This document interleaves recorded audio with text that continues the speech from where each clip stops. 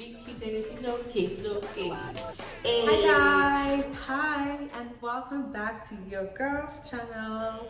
If you are just seeing this face, my face for the first time, welcome to my channel. My name is Victoria Zilibe. Trust me, this might be your sign, or it might be something you have to share with somebody. Have you been praying for something? Do you feel forgotten? Do you feel like your prayers are not being answered? If you are, then this is your sign, because I need to tell you something. And at the end of this video, I'm going to share a testimony with you. Recently, I think a few weeks back, I was going through something. It was feeling like another scam. I was calling this my business associate. I called and called. I think I gave this person maybe over 20 to 25 missed calls, and then you needed to see the messages I left. I didn't leave insult or anything. I was just expressing my disappointment. I even used the name of God to just beg this person to at least pick my call and tell me what was happening.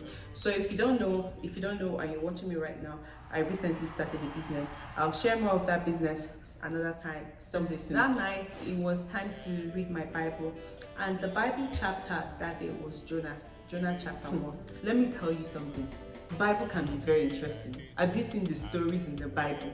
They are so interesting. When you start reading it, you start imagining it's a movie you are watching. And it also helps you know that you're not the first person going through something. You're not the first person that is feeling like your prayers have not been answered. So let me just tell you a short story about the book of Jonah.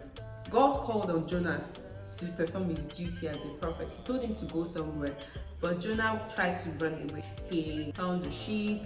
He boarded the ship, and God sent this wind, and there was this crazy storm. The ship or boat or whatever you want to call it was looking like it was going to break. So they started throwing off the cargoes in the ship, and it was still not stopping. This Jonah in particular was down there. He went down that boat and he was sleeping there. So these people, they came to him and they're like, are you not seeing what is happening? This boat is about to break. What are we going to do? Did you offend your God because we prayed to ours? The sailors, they did not believe in God, okay? So they had already prayed to their own gods and nothing was happening, nothing changed. So they came down and they asked Jonah what was happening. They had to cast a lot.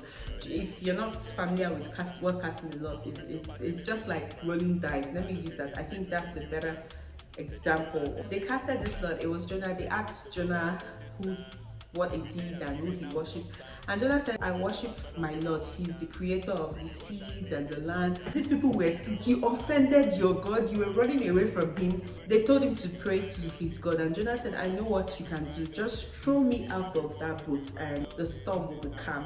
They prayed to God. They were like, God, please forgive me for this sin we're about to commit. We're not about to kill this man, but with your permission, please permit us. This is what he has asked us to do, and they threw him and a big fish swallowed him. Now this is where the story gets interesting. I just summarized chapter 1 alone for you. Chapter 2, Jonah now tells us his ordeal, how he was drowning, how the seaweeds were gathering him, how he found himself in the heart of the ocean, like deep into the ocean. It was as if the ocean was already taking him. He could literally feel life leaving, and then God elevated him. God sent a particular fish that he had already predestined. That fish, they didn't say the name of the fish, they just said fish.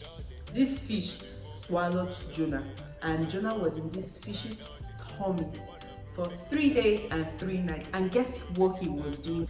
Jonah was praising God. Hey! Jonah was praising God. And after this, God commanded the fish to bring him to land, and the fish, brought him to land. Let's take some time to think about this. Imagine being in the stomach of the fish. What will be going through your mind there? And then just imagine how good God is. This fish is alive for Jonah to still be alive in his stomach. Obviously, when you take in something, you have your digestive organs that do their job. It doesn't mean that this fish was not going through all of that. I started praising God though. I was thanking God.